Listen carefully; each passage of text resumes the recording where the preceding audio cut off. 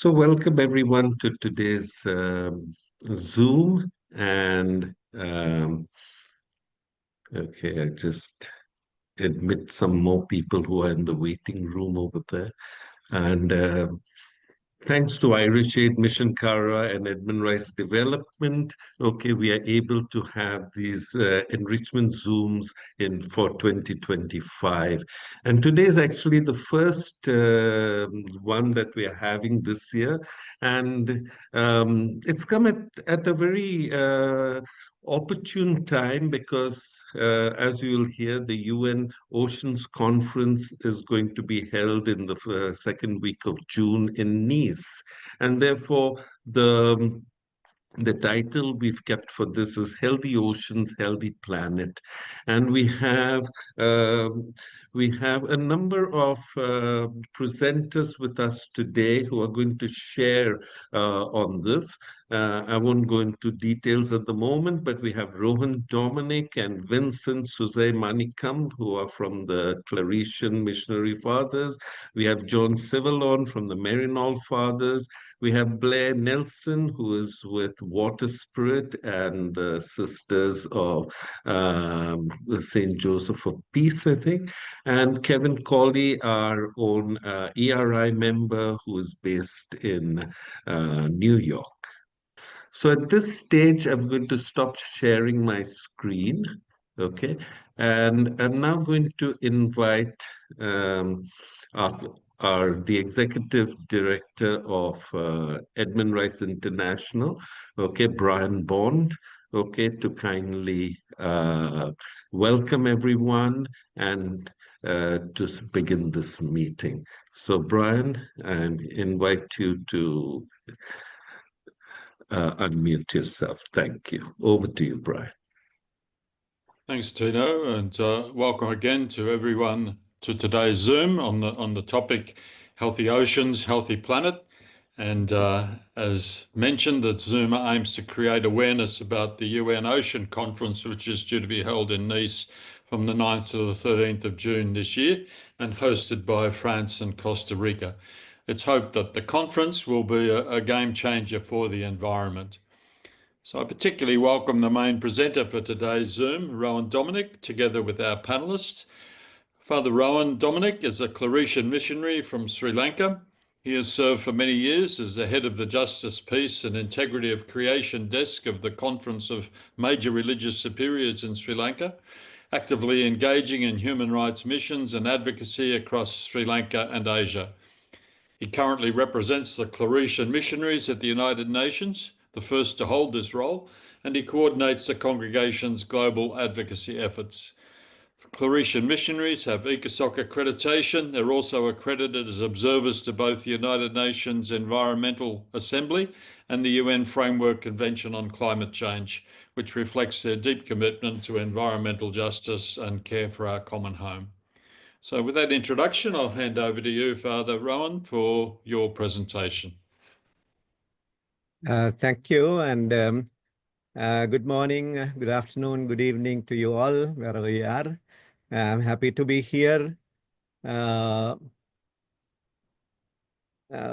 This enrichment session organized by the Edmund Rice International. Happy to be part of the team. And I would like to share with you all about the Ocean Conference itself, what is it, and some information about the conference. We are all aware of the ocean crisis. We know about the plastic pollution, plastic and marine pollution. It is said as of 2025, an estimate of 75 to 199 million tons of plastic and waste in the ocean. And each year, 15 million tons of plastic ocean enters the sea. And 70 to 80% of this ocean plastic comes from the land-based sources.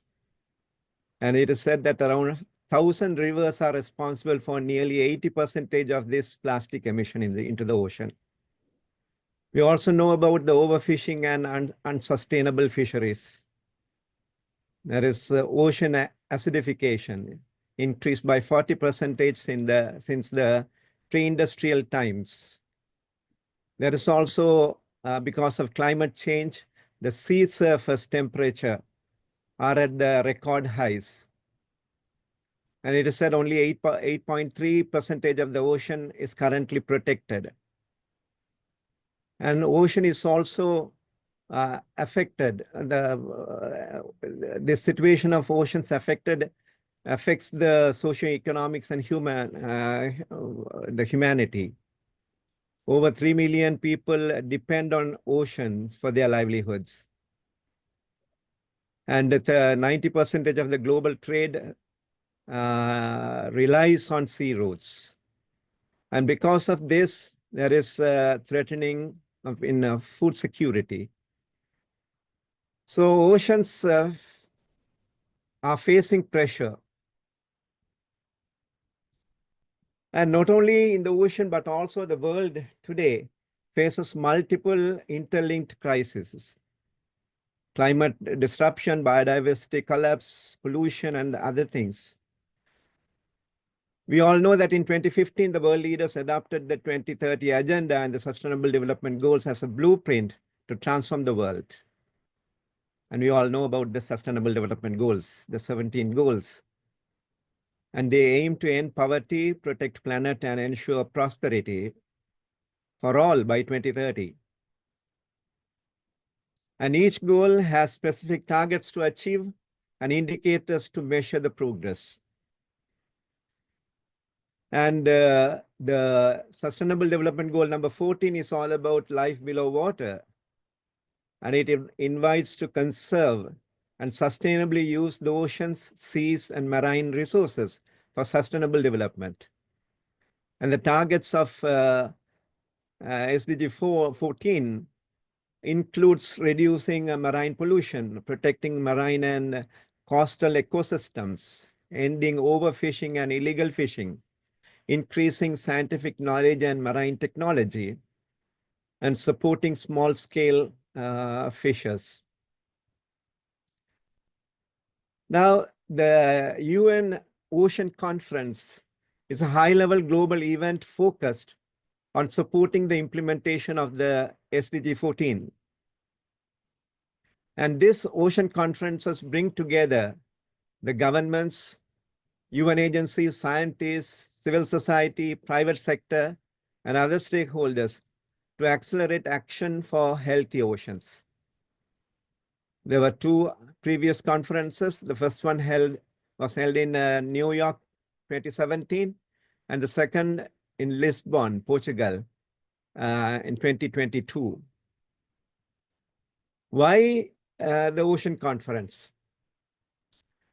The Ocean Conference is convened to accelerate and support the urgent action for conservation and sustainable use of world's oceans, seas, and marine resources. So it supports the implementation of SDG 14. It also identifies further ways and means to conserve and sustainably use marine resources. It's also built on the existing instruments and partnerships. It's also look for mobilizing financial resources and foster the development of sustainable blue economy. Also strengthen scientific knowledge and its application in policymaking. Yeah, the three ocean conferences. So the first one was in New York, second Lisbon, and now going to be held in Nice, France. Now, if you see these two previous conferences, we could see the conference, first conference in New York. The theme was launching global action for SDG 14, raising awareness and building partnerships and voluntary commitments. And in Lisbon, it is scaling up ocean action through science, innovation, and solutions. The key outcome of the New York conference was call for action, a broad, urgent, political declaration to reverse the ocean decline. In Lisbon, it was Lisbon Declaration, a high-level action-oriented declaration with strong emphasis on science and basic action. Both conferences initiated voluntary commitments. In the first, there were over 1,300 commitments. And in the second, there were new 130,328 commitments. In the first conference, there was a broad participation of civil society, but it was restricted in the second one. Now, the third conference in Nice, they're all insisting that you should move from the commitment to action with measurable outcomes.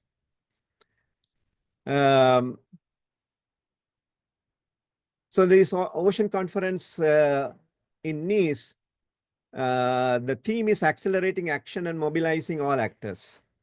It is co-hosted by France and Costa Rica. The outcome is going to be the Nice Ocean Action Plan. So how this conference is, how the preparations took place for this conference. There was a high-level event in Costa Rica in June 2024. It's called Immersed in Change, and it contributed to the outcomes of the conference. The preparatory meeting was held in July 2024, and there was a strong stakeholder engagement. Over 1 year, there was consultation from different sectors, involvement of governments, NGOs, scientists, indigenous people, and all stakeholders. There were movements like let's be nice to the ocean, to advocate for stronger ocean protection. The conference program is going to be like this. There will be an opening segment, and there will be 10 plenary sessions where the national updates will be there. And there is also 10 ocean action panels. These are the key issues like marine pollution, blue economy, and other things. Then there will be a closing segment, and the program includes exhibition and side events. The three major prime priorities of this conference is, the first one is completing the multilateral processes. The conference seeks to advance and finalize key international agreements and processes, especially the High Seas Treaty, which is officially called Biodiversity Beyond National Jurisdiction. This was already adopted by the signatures have been, the timeline is till September 2025. So these things will be also emphasized in this conference. The second one is mobilizing finance and supporting the blue economy. And third priority is strengthening oceans science and knowledge. So it prioritizes increasing scientific understanding of the ocean, improving data sharing, and to bring them into the policy making. As I was telling you about the action panels, there will be 10 multi-stakeholder panels. There will be discussions on these areas: ecosystem conservation, marine pollution, fisheries and aquaculture, ocean climate action, blue economy. So 10 action panels. How the panels works, there will be presentations, moderated discussions, and there will be recommendations, and these recommendations will be reported in the plenary, and this will the recommendations will become part of the outcome of this conference. The final declaration is already, a couple of days back, the President of the General Assembly has released. After a long consultation of the zero draft, the final declaration is in our hands now. It has 9 parts: preamble and reaffirmations, oceans and climate crisis, biodiversity and conservation, pollution and restoration, sustainable ocean economies, deep sea mining and scientific research, finance and implementation, governance and multilateralism, and future actions. It is available, and you can download from the website and read the final declaration. It is also said that something is some analysis if something is still missing in this final declaration. One is accountability and monitoring. Lacks clear follow-up mechanism is mentioned here. There is also time-bound targets. Some goals are not linked to measurable indicators. There is also no clear call for moratorium or precautionary approach towards the deep sea mining. And plastic treaty enforcement, there's no pathway outlined. Limited gender-targeted commitments in blue economy governance. And no mention of emerging digital tools. And do not institutionalize civil society and youth participations in the governance. Now, how can we, all others who are not present at the conference can participate in this conference? One of the ways is registering voluntary commitments. This is a formal process where you publicly declare specific actions, projects, policies, or partnerships aiming at protecting the oceans. And these commitments will be included in the Ocean Conference Registry of Voluntary Commitments, and it will be showcased. And it is open for all. Anyone can, anyone or any organization, any institution can make these voluntary commitments. And it is to go to the website and register it. And then Secretariat will review it and it publishes. The benefits is that, it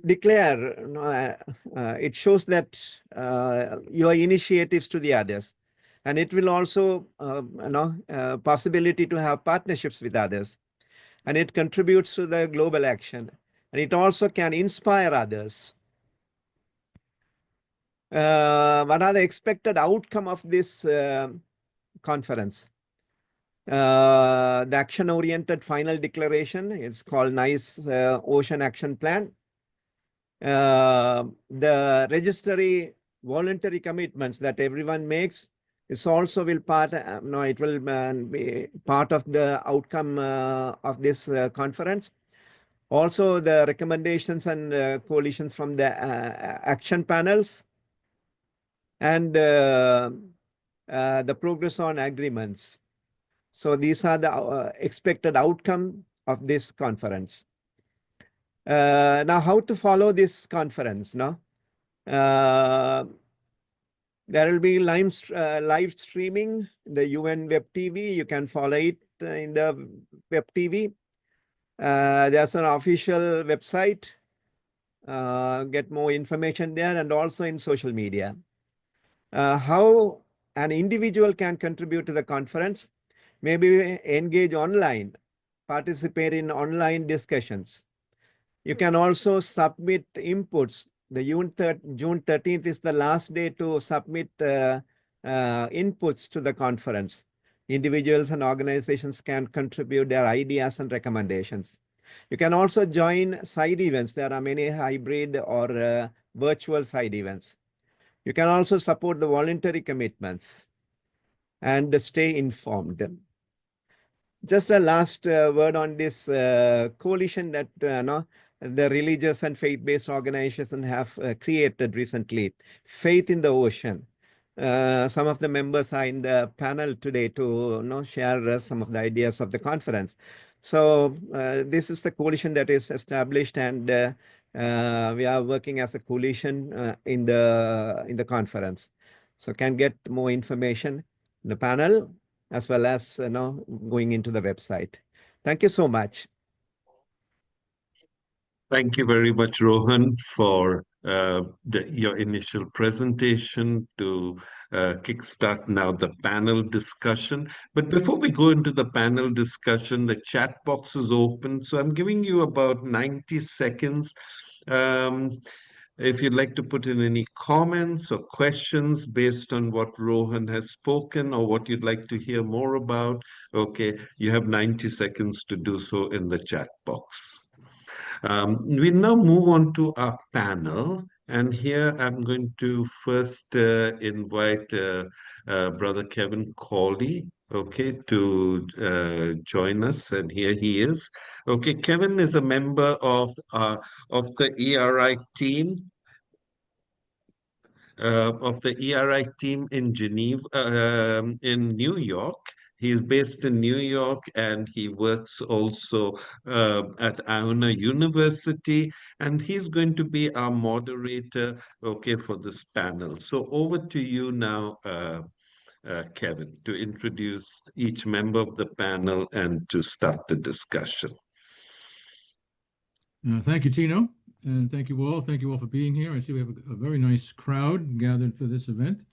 I'm in New York. It's morning time here.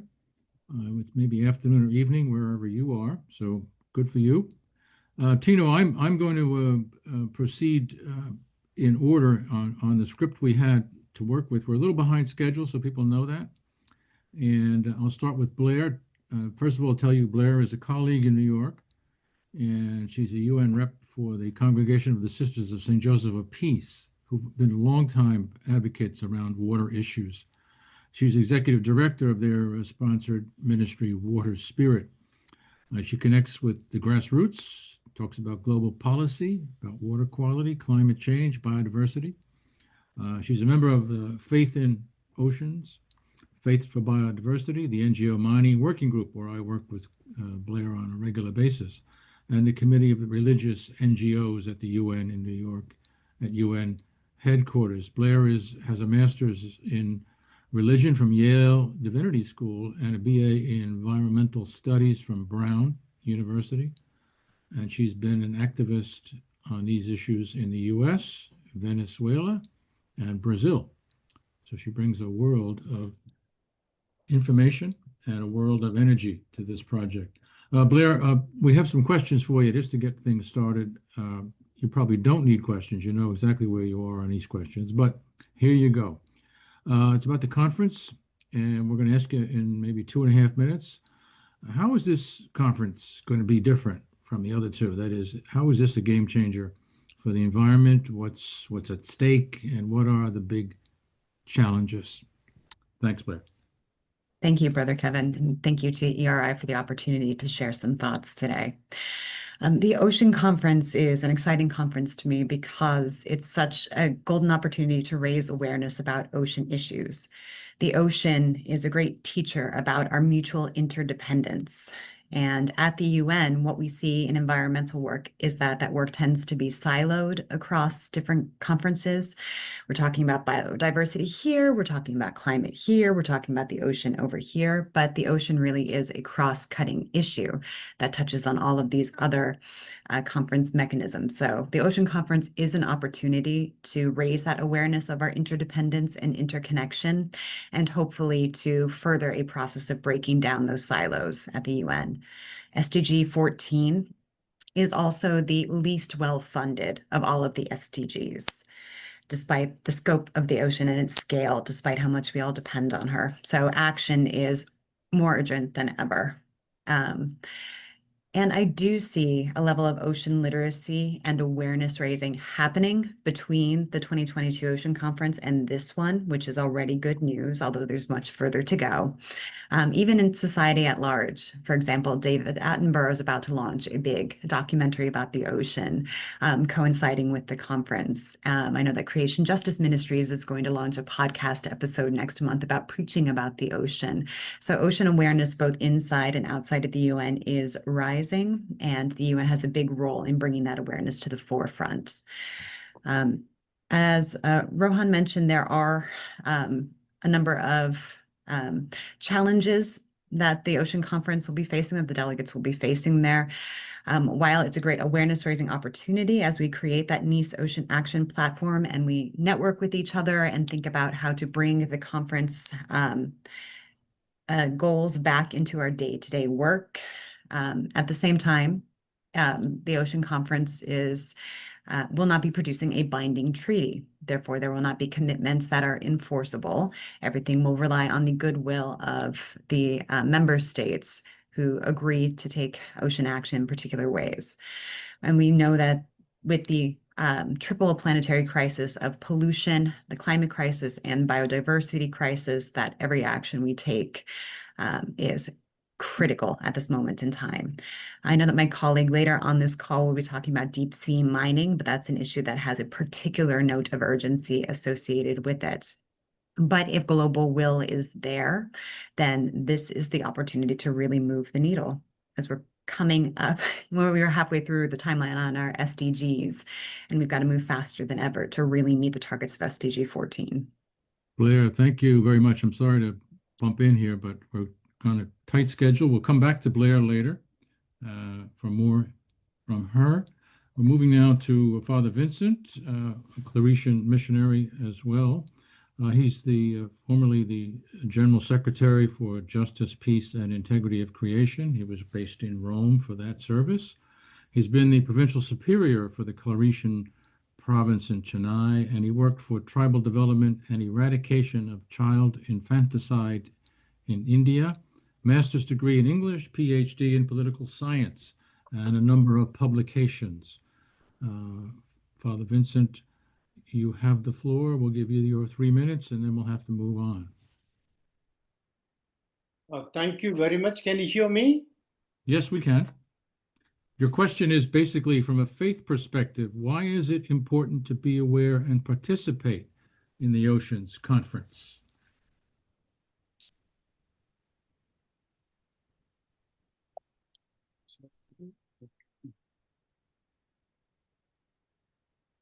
See, as we read from the Bible, everything has come from the Spirit of God. Therefore, the creation reflects God. As per the Bible, the first life started in the ocean. Also, as per the science, first the cell prokaryote started in the ocean. Therefore, there is a connection with the ocean and the Bible related to life. And people of faith of all the traditions consider the ocean as sacred. We want to promote life, and ocean is the womb of life. And we want to protect or promote our common heritage, which is the ocean. And we need to join global unity and action. And the religions call for stewardship of creation. And we speak about justice and compassion. So ocean degradation affects the poor people. Therefore, we work on that. And this is a sign of unity of all the beliefs. And when we see about the Christians in particular, we know this example that Jesus went to the seashore, disciples were fishing. He asked children, do you have any fish? They said, we have tried the whole night. We have got nothing. So Jesus says, cast the net on the other side of the boat. And then they got a lot of fish. And today also, the fishermen do not have fish. Therefore, the invitation of Jesus to change the other side of the boat is to change the method of fishing from destructive fishing to sustainable fishing. Not only that, the magisterium from the beginning has been insisting on this care of the planet and care of the ocean, particularly Laudato Si of Pope Francis says, a sin against the ocean or the or the planet Earth is sin against God. It speaks about the acidification of the ocean, and it speaks about the uncontrolled fishing, and then death of the coral reefs. It says they become like underwater cemeteries. And like this, also the Laudato Deum speak about it. Therefore, as faith committed, what we can do, making use of this conference, we learn, reflect, and amplify the message. We pray for the ocean, its creatures, and the leaders who are participating, and create consciousness among the faith communities. Promote ocean literacy even through catechism, even in the preaching. Also join hands with all other people together for promoting life. Therefore, from faith perspective, we need to participate in this. Thank you. Thank you, Father Vincent. Thank you for keeping to our time. Our third panelist today is Father John Sibilon. He's a Maryknoll priest. He's been a missioner in Tanzania before serving as Superior General of the Maryknoll Fathers and Brothers from 2002 to 2008. He is at present an adjunct professor at the University of Scranton in Pennsylvania, Department of Theology and Religious Studies, and he served as the NGO representative for Maryknoll at the United Nations. I know John for a number of years, thanking him again for his service and his energy around our issues at the UN headquarters. John, we have a question posed here, and we're going to ask you to take a couple of minutes. We actually say 3 minutes, regarding the Faith and Ocean Declaration. Can you tell us what is it, what's the content, and how can we support and sign the declaration? Thank you, John. Thank you, Kevin. And I wanted to begin by saying that the Faith in the Oceans Coalition, Blair was not just a member of that group, but it is because of Blair's initiative that the group actually has been formed, and through her energy has created this declaration. And the declaration is basically a statement by people of various faiths. It's an international multi-faith statement that will be launched at UNOC 3 in Nice, hopefully on June 10th or June 11th. It is a statement about our integral kind of relationship with the ocean from various spiritual perspectives, and a recognition that the ocean is a source of life, offering us the oxygen that we breathe and absorbing the carbon dioxide we produce. So just as the oceans care for us, the declaration states that our desire is to cultivate values of reverence, stewardship, and responsibility, and an interconnectedness with the oceans itself in a very kind of contemplative and mystical awareness. The statement indicates our direct relationship with coastal communities, small island developing states, and least developed states, which are most impacted by our degradation of the ocean. The declaration indicates some of the major concerns which have already been mentioned by Rohan and Blair, such as the ocean warming, acidification, plastic pollution, destruction of coral reefs, mangroves, and seagrass, and especially the biodiversity loss that the ocean is experiencing, and the major threat of deep sea bed mining. Currently, the declaration has been signed by over 500 signatories, some of them individuals, some of them are organizations. The Edmund Rice International is one of the sponsoring organizations of the declaration and signees of the declaration. And it has already been put in the chat, but I will add it again, that the site for signing the declaration is presently in the chat with the link. That link will take you to a place to sign either as an organization or as an individual. And it will also include a link into the declaration itself where you can read it yourselves. Thank you, Kevin. Thank you, John, and congratulations again, Blair. You are now officially world famous for all your good things you're doing. and we're happy to say you're part of our team. The question that we now have, going back to Blair, again, we'll do a 3-minute run here. It's about this marine pollution and land-based activities. It's Ocean Action Panel 4. It's about preventing and significantly reducing marine pollution of all kinds. I think you mentioned that in your opening remarks. In particular, pollution from land-based activities. You've been working at this for a while. What are you recommending in terms of communities working to reduce pollution from land reaching the ocean? Because this is certainly a significant feature of what our problem is. And why is it important for everyone, including governments, business, and individuals, to work together on this particular difficulty?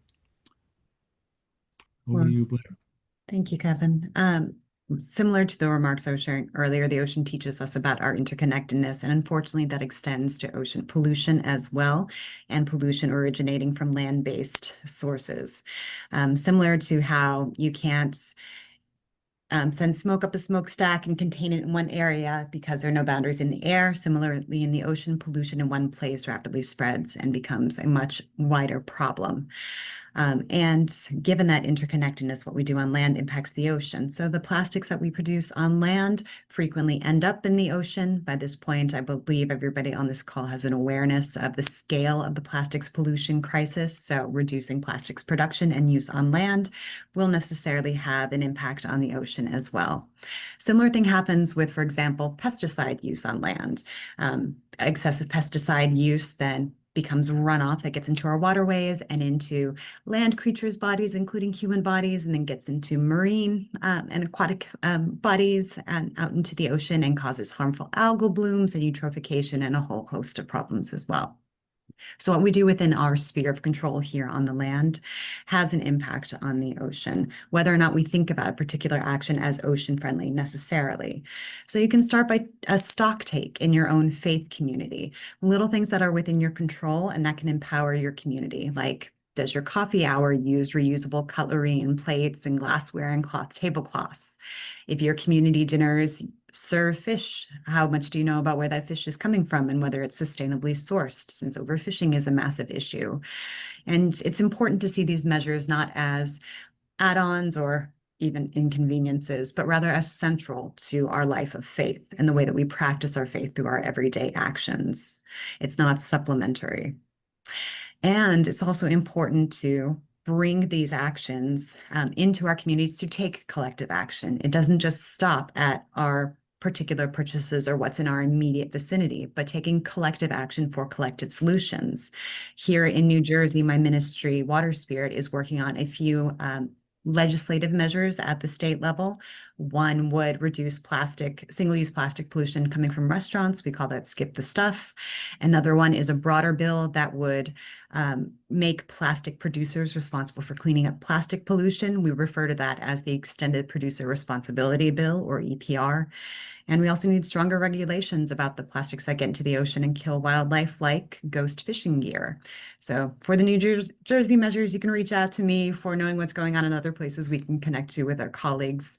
But the point is that there is something that you and your faith communities can and in fact should do, whether or not it immediately strikes you as, this is an ocean action or not. Thank you, Blair, and thanks again for the shout out for New Jersey, those of us who are from New Jersey. Very much appreciate that. Certainly being part of a coastal community adds to the urgency for anybody who's living that close to the sea. Simply just being with it has made a difference in the lives of many of those folks. I'm moving over to John again. This is a direction now we probably have to go back to all the time now. It's about deep seabed mining, which is a topic at the conference. Ocean Action Panel number 1 is looking at deep seabed mining, conserving, sustainably managing, restoring marine and coastal ecosystems, including the deep sea ecosystems. We know that studies have shown that deep sea mining can cause long-term or even irreversible harm to marine life and ecosystems.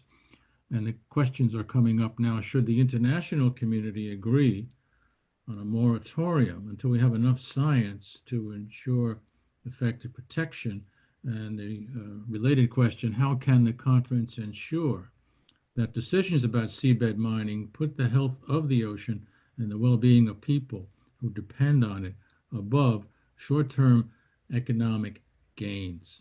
John? Again, thank you, Kevin. And I would just begin by talking about my own commitment to a ban on deep sea mining that comes out of my youth and my childhood, having been born and raised in Butte, Montana. If you happen to have the chance to visit Butte, Montana, it was a copper mining center for open pit mining. And our family home was taken away because of the spread of this open pit. A number of neighborhoods, 3 major neighborhoods of the city were lost as this deep pit, open pit mine spread. And then when the price of copper crashed, the company moved out and the open pit was allowed to lay dormant and has filled up with this contaminated water that even birds can't land on, or they will die immediately when they touch that water. So just as a personal thing, with the idea of extractivism and the effects of extractivism on not just Mother Earth, but also on the social world and the culture of the people who are living on that earth, that is devastating. And for me to think that we would even consider doing the same thing at the bottom of the deep sea, where we have no understanding of what its effects might be on the long-term life of this planet, I find it devastating. But the thing I just most recently kind of became aware of, Kevin, was when you talked about economic gain. I just recently listened to a conference or webinar on deep sea mining, and one of the strongest arguments against it was that it is economically unfeasible, that there is no economic gain to deep sea mining for the minerals that they're claiming they can get. That basically the business model is that we need these critical minerals. We can get these critical minerals, and both of those are assumptions. The one being, do we really need these critical minerals that they call critical minerals? Or is technology and science changing quick enough that those critical minerals may not even be needed in the future? And if cobalt and manganese are the two that you're going to try and extract from the deep sea bed, the most expensive way of extracting them is to do deep sea mining for them. That they're much more available on Earth, they're being mined already, and that the science itself will probably develop new technology that in fact may not need these. Or if we reinvested in the recycling and put all of this investment into the recycling of these minerals, that again would mean we really don't need to go down to the deep sea bed and start extracting minerals without the knowledge of what this can do to the total ecological systems of planet Earth and what the results might be. So I think that so I think that the economic gain is not there. And I feel just the positive thing being is that enough of the scientists are questioning this, and that enough of the people on the International Seabed Authority are questioning it. And, you know, with 32 countries already calling for a moratorium or a ban, that I think the movement is towards some kind of much more careful examination of the effects of this on the planet.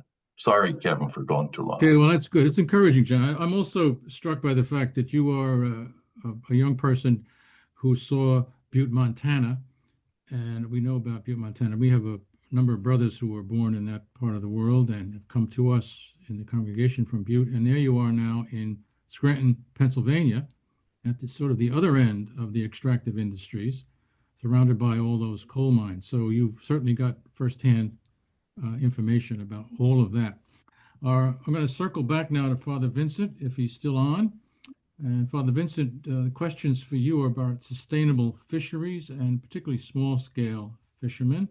The Ocean Action Panel number 5 talks about fostering sustainable fisheries management, including supporting small-scale fishers. How can this ocean conference support small-scale fishers to fish sustainably and protect their livelihoods? And what actions can be taken at a conference like this to ensure that small fishing communities are included in decisions about the ocean's future? Father Vincent, please go ahead.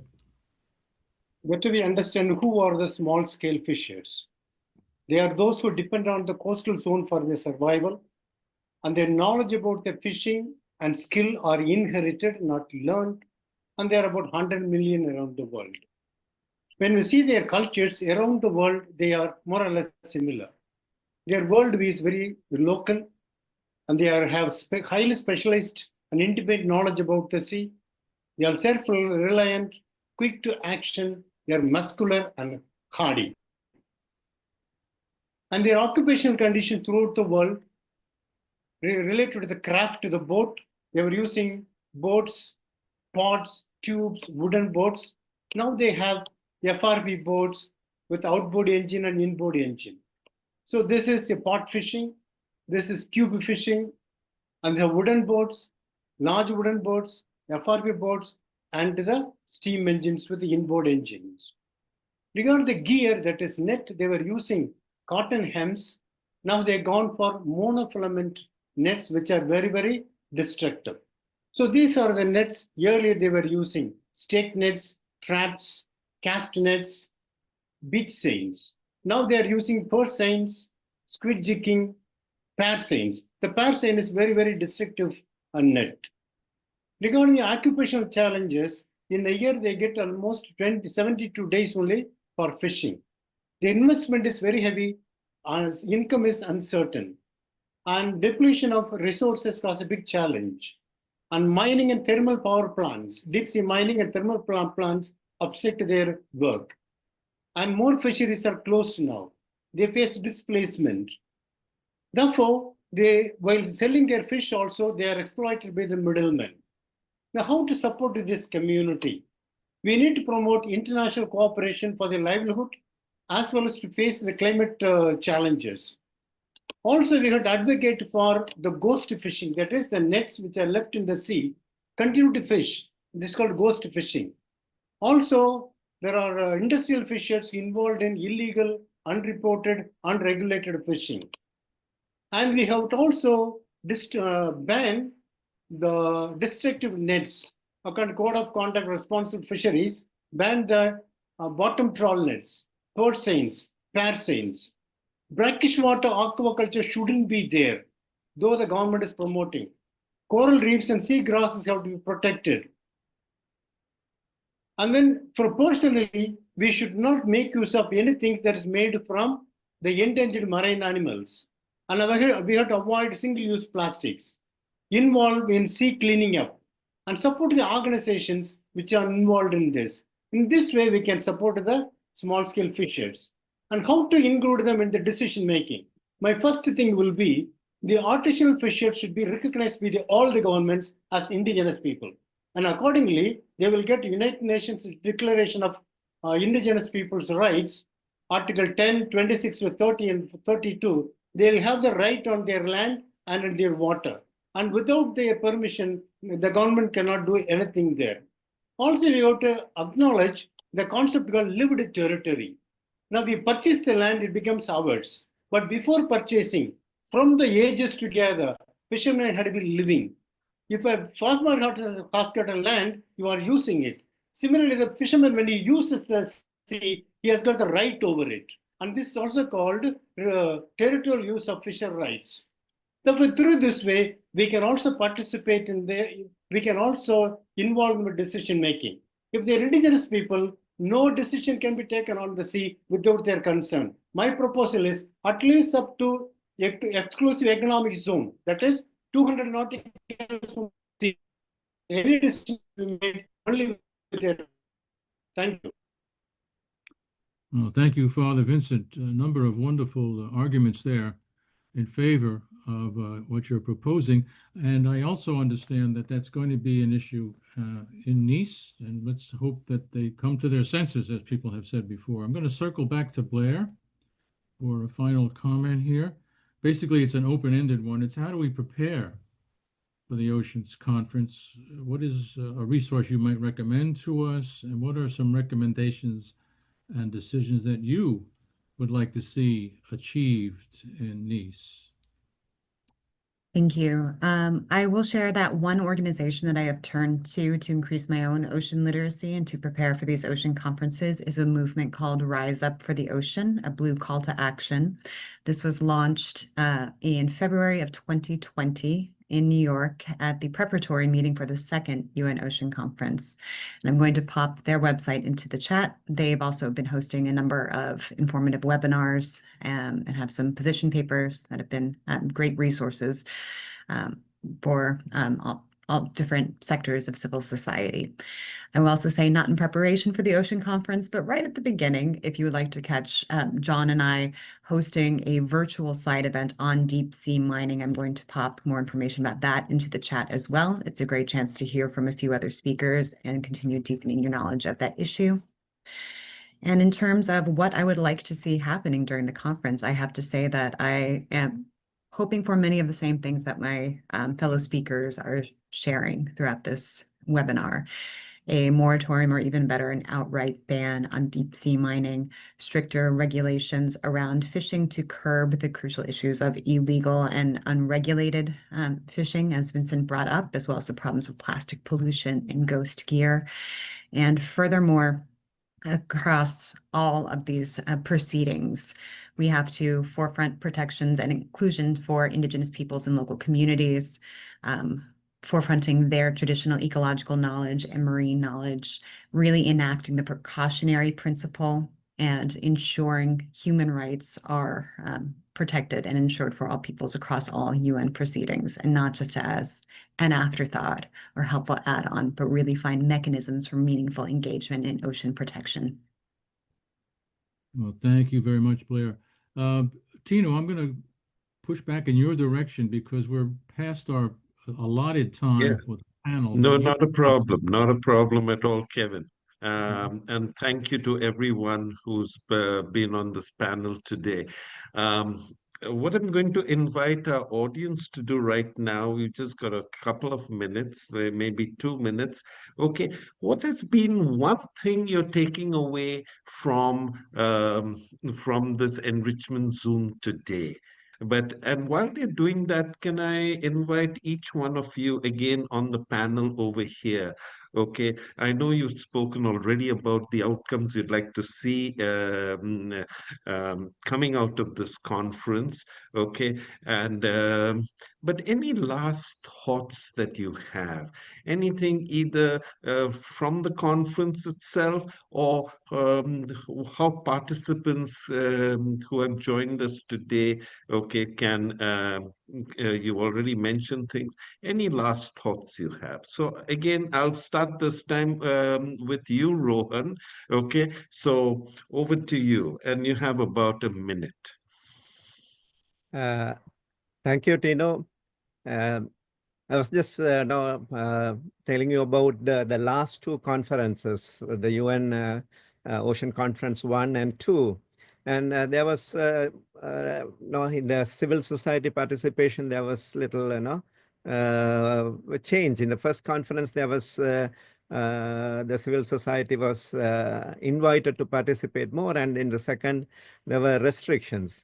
I hope this third conference will, allow the participation of the civil society to contribute more. Especially this, there is the section, the conference has these action panels where stakeholders have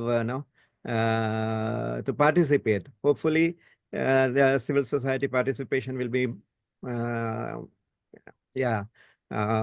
invited there, and then there'll be some actions that now that civil society can initiate in this conference.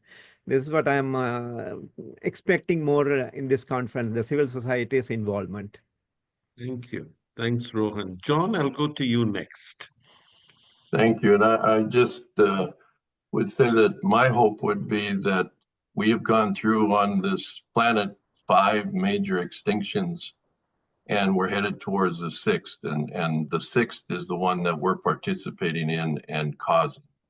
And that we could grow in our consciousness of the relationship of climate change and the oceans, and take seriously how we need to conserve, to protect, and fight against the degradation of the environment that is causing the possibility of extinction of our own selves. Thank you. Thanks, John. Vincent, your turn. We were discussing about deep sea mining, and we need more science to understand this. Given my knowledge and experience, we have enough. It's time to ban this. We don't need any more studies. And another, in UNCLOS, USA has not even ratified the UNCLOS. So countries like this have to join this. And my important thing is the user has to have a right. If fishermen are the users, and they should have co-governance right. And this will get only by making them indigenous people. No other thing can save the sea. Thank you. Thank you very much, Vincent. Kevin, I'll come to you now. Well, I want to say thank you. It's been instructive to me enormously, and I'm reading a lot all the time about these things, but I'm still learning from this group on this panel today. So I want to say, make sure I say thank you to that. I did include in the chat just now a comment from Thomas Berry, and I bring him to your attention, sort of lifting him up again as a kind of a prophet about our relationship to the rest of the world. That one of the things that I notice, no matter how many conferences we go to, we tend to focus on everything's about the human and how we use the planet. And Thomas's point was that we're part of the world, we're part of the universe, we're part of the planet. We need to see ourselves as integral and partners. And I think that was also brought to the fore by Francis in his Laudato Si and Laudate Deum. So I want to make sure I can bring those forward again and suggest that people not be afraid to go back and read those documents and see the learning in those people. Thank you. Thanks, Kevin. Thank you. Thank you. And Blair, you have the last word. Thank you. I echo everything that was shared by everyone before me in terms of our hopes for this conference, and just to extend upon Brother Kevin's thought as well. I echo the words of Pope Francis that we all need to be called into ecological conversion. But I will stress that our ecological conversion must not forget about water and forget about the oceans. In fact, we need a collective aquatic conversion that takes us beyond ocean awareness and beyond ocean literacy into a true revolution of consciousness and relationship with this great ocean that produces half of the oxygen we breathe and even more. You know, we depend on her, and it's time to take action. And I will say, as a final note, anybody who will be at the conference who is watching this webinar, please reach out and connect. We'd love to bring you into the Faith in the Ocean WhatsApp group and meet up with you and learn your priorities for this conference as well. Thank you. Thank you very much, Blair. And just to add to that, okay, if it's okay with all our presenters, I will put your emails also into when I'm sending out the follow-up to this conference or to this session, so that they can get in touch with you directly. But I take this opportunity very much, okay, to thank Rohan over here. To begin with, Rohan is the one who sent us the declaration to sign. And when he sent it to me and I looked at it, I said, I know nothing about this.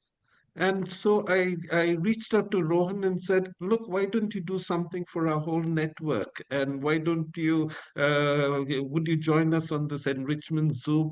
And within 2 weeks, thank you to all of you, John, Blair, Vincent, and of course, Rohan, okay, for agreeing, setting a date, making the time, and sharing your expertise with us. And we wish you all the very best because each one of you is going to be there in Nice and you're going to be carrying all our dreams, all our hopes, all our expectations along and prayers along with you. So, please go ahead, Beth.